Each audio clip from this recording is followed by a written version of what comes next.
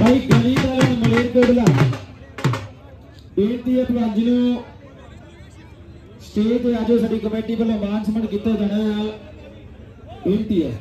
वाह भाई वाह। और दीपू दे अजे के दरम्यान ही बड़ा वधिया मुकाबला चलता है।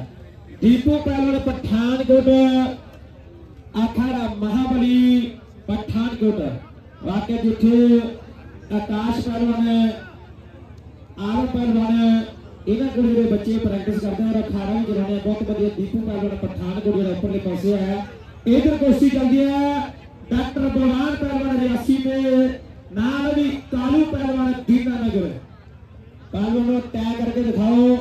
बहुत बढ़िया जी कुश्ती चलती है मैदान इस अगली कुश्ती कुलवीर के मुख्तार आ जाओ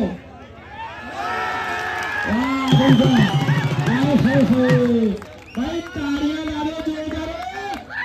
बलवान रियासी वाला मैदान